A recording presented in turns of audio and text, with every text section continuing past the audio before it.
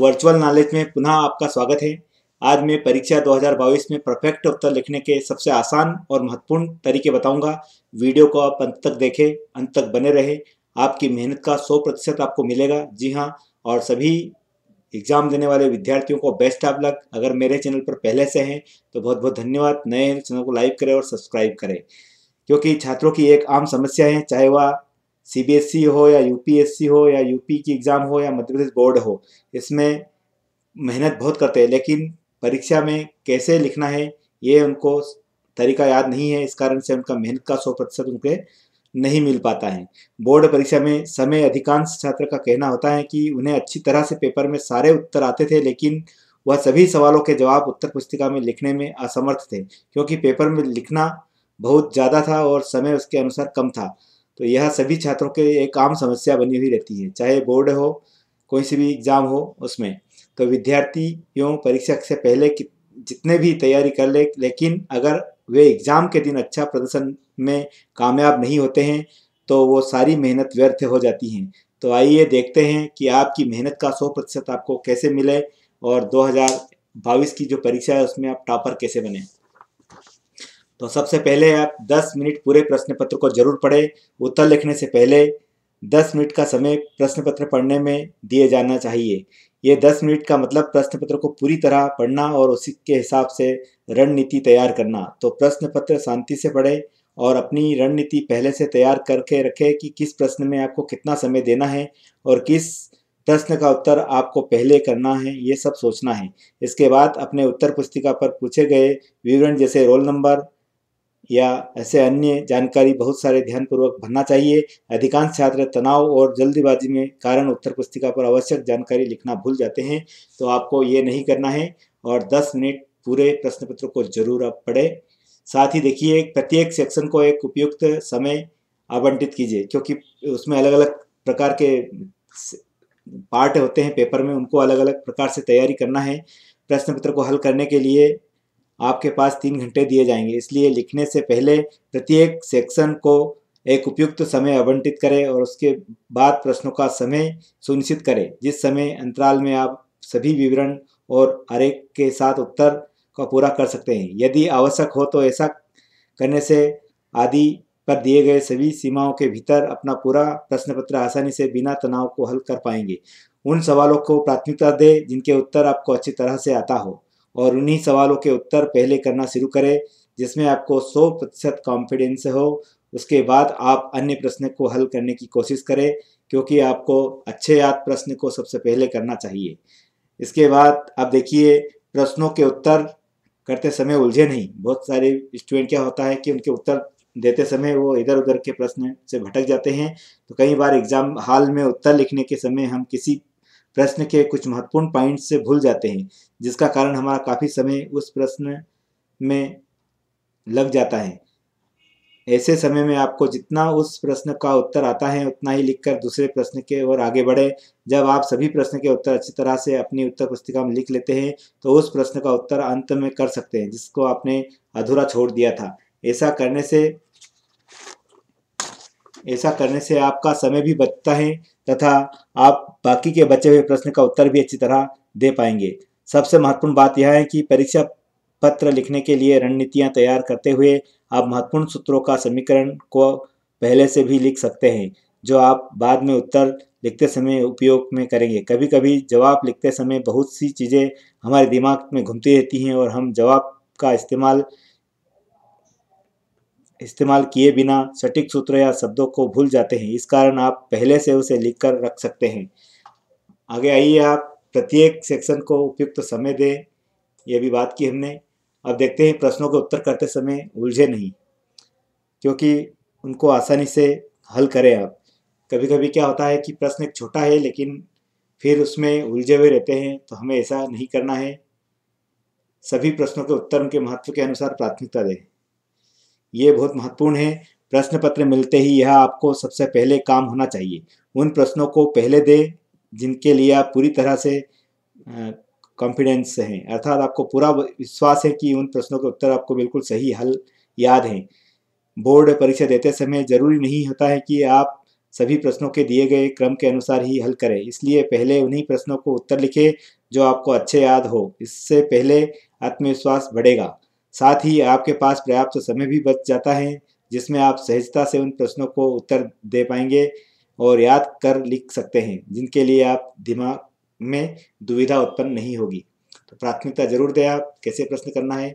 देखिए यहाँ पर आपको मैं टॉपर जो स्टूडेंट हैं उनकी उत्तर पुस्तिका बता रहा हूँ। इसमें किसी भी उत्तर को ज़रूरत से ज़्यादा लिखने से बचे। ये पहले से बता दिया है कि वो जिस प्रश्न का जितना उत्तर है उतना ही दे। आप ज़्यादा उत्तर देने की कोशिश नहीं करें, क्योंकि ऐसे करने से आपको समय बर्बाद होता है और समय नहीं मिल पाता है। विकल्प में दिए गए प्रश्नों को कोई एक प्रश्न चुनने की सूझबूझ दिखाएं। मल्टी चॉइस के प्रश्न भी आएंगे इस बार। तो आप प्रश्न पत्र में कोई भी प्रश्नों को चॉइस दी जाती हैं, जिससे विद्यार्थियों को किसी भी प्रश्न का चुनाव करना होता है। लेकिन मज़ेदार बात यह है कि ऐसे प्रश्नों को चुनाव करते समय विद्यार्थी अक्सर स्वाभाविक ही बिना सोचे समझे किसी ऐसे प्रश्न को चुन लेते हैं जिसके बाद हम करते समय पछताना पड़ता है, क्योंकि दूसरे प्रश्नों को ज़्यादा अच्छे से हल कर सकते थे। ऐसे सिर्फ जल्दीबाजी और दबाव के चलते होता है।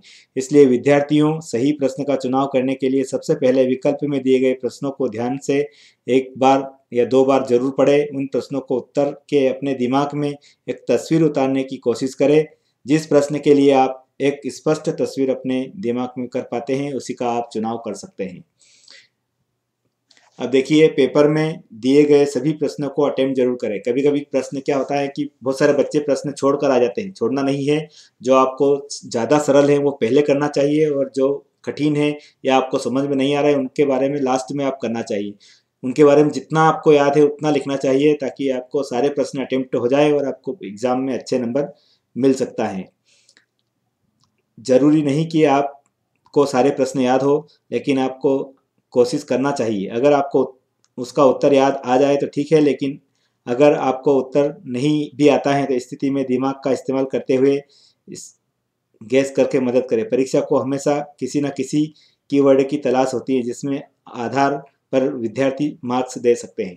तो आप उसके बारे में कुछ भी लिखें उसके रिलेटेड, तो भी आपको प्रश्न के नंबर मिलेंगे।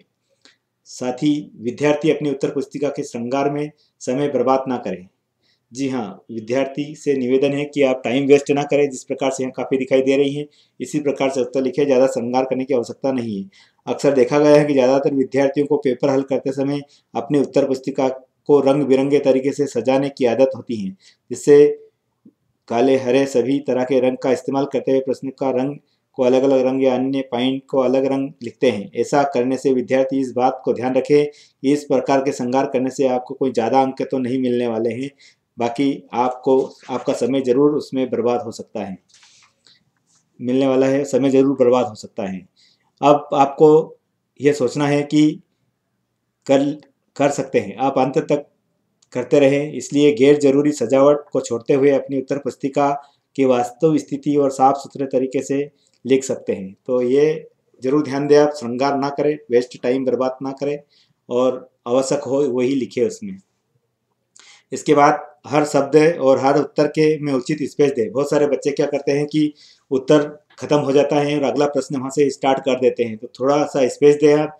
जैसे यहाँ पर बोर्ड की काफ़ी दिखाई जा रही हैं।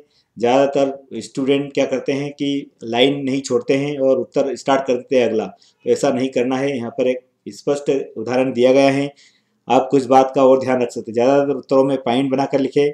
सभी स्टूडेंट सेंटेंस को एक साथ लिखने के बजाय पैराग्राफ के रूप में लिखे। प्रत्येक उत्तर के पहले और बाद या 2 लाइन जरूर छोड़े।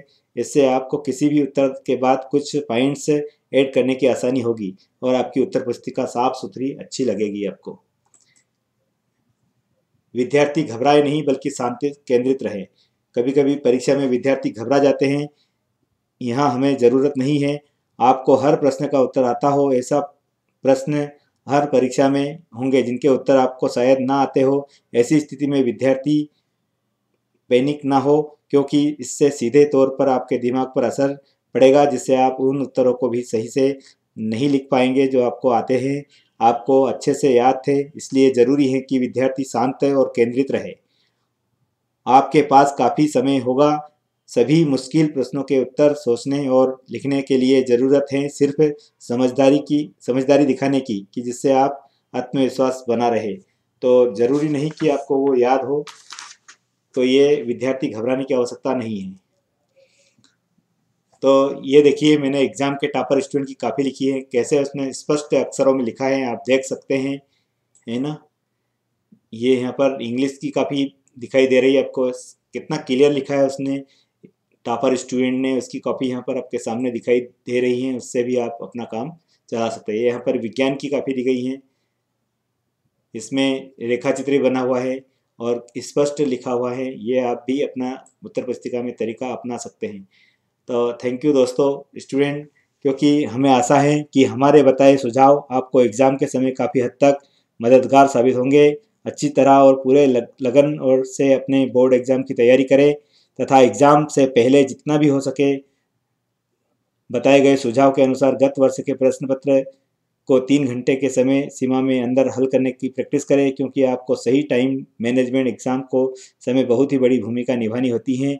अगर सभी विद्यार्थी ऊपर दिए गए सभी टिप्स को सुझावों को अपने बोर्ड की परीक्षा में पूछे जाने वाले प्रश्नों को हल करेंगे, तो निश्चित रूप से उनको उनका जो इफर्ट है, उनकी मेहनत है, उसका 100% उनको मिलेगा। सभी स्टूडेंट को बेस्ट ऑफ लक। धन्यवाद। जय हिंद, जय भारत।